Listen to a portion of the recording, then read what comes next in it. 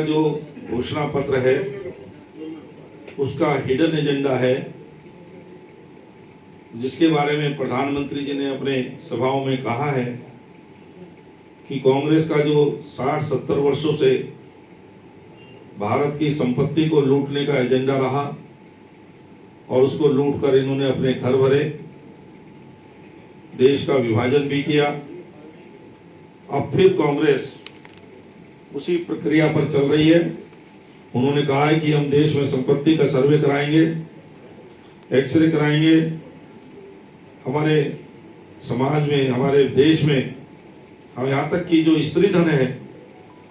जिसको कानून से भी सुरक्षा है उसका भी इन्होंने कहा सर्वे कराएंगे। उनके पास कितना धन है और ये तय करेंगे कि कितना रखा जा सकता है, ये भी तय कर सकते हैं। मैं काल्पनिक रूप से कह रहा हूं अभी कि अगर आपके पास 4 लाख है तो ये कहेंगे आप 2 ही लाख रख सकते हैं, 2 लाख रुपए सरकार जब ले लेगी। आपके पास जितना सोना है, स्त्री धन है, उसको ये सर्वे करके, एक्सरे करके कोई 10-20 ग्राम आपके लिए छोड़ देंगे, बाकी ये जब्त करने की तैयारी है इनकी, क्योंकि इनकी मानसिकता है कि देश के संसाधनों पर पहला अधिकार मुसलमानों का है, अल्पसंख्यकों का है। ये आपकी संपत्ति को, यहाँ के बहुसंख्यक समाज की संपत्ति को सर्वे के नाम पर, एक्सरे के नाम पर विभिन्न प्रकार से कानून बना करके जब्त करना चाहते हैं और उसको फिर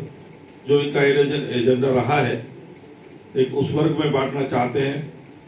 जिनको आप जानते हैं कि जिनके 12-12, 15-15 बच्चे हैं, बड़े परिवार हैं, यहाँ तक कि जो घुसपैठिए देश में आए हुए हैं उनमें भी इस संपत्ति वितरण करना चाहते हैं। हम इसकी निंदा करते हैं। इनके घोषणा पत्र को हम रिजेक्ट करते हैं और देश की जनता को आपके माध्यम से आगाह करना चाहते हैं कि जिस प्रकार से पहले भी जो इनकी 2006 में मनमोहन सिंह जी ने जिस समय कहा कि देश के संसाधनों पर मुसलमानों का अधिकार है, उसी समय रंगनाथन मिश्र की रिपोर्ट भी आ रही थी जिसमें उन्होंने इन्हीं की मंशा के अनुसार रिपोर्ट दी और यहाँ तक कि ओबीसी का जो 27% आरक्षण है उसको भी काट करके 6% आरक्षण ओबीसी में देने का, 15% आरक्षण मुसलमानों को अलग से देने का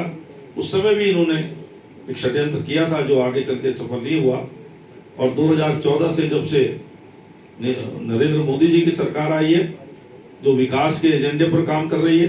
सबका साथ, सबका विकास, सबका विश्वास, सबका प्रयास, तब से कांग्रेस लगातार चुनाव में पराजित हो रही है। लेकिन कांग्रेस की देश को लूटने की मंशा गई नहीं है, इसलिए फिर से वो पुराने एजेंडे पर, जिस एजेंडे पर चलते हुए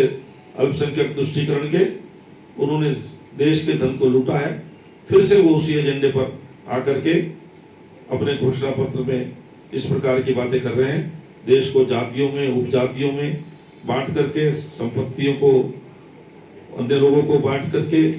बांटने की बात कर रहे हैं, एक वर्ग विशेष का वोट लेने के लिए, वर्ग विशेष को संतुष्ट करने के लिए। तो आपके माध्यम से हम देश की जनता को आगाह करना चाहते हैं और कांग्रेस को भी चेतावनी देना चाहते हैं कि वो इस प्रकार से आग से खेलने का काम न करें जिससे देश में अराजकता की स्थिति पैदा हो।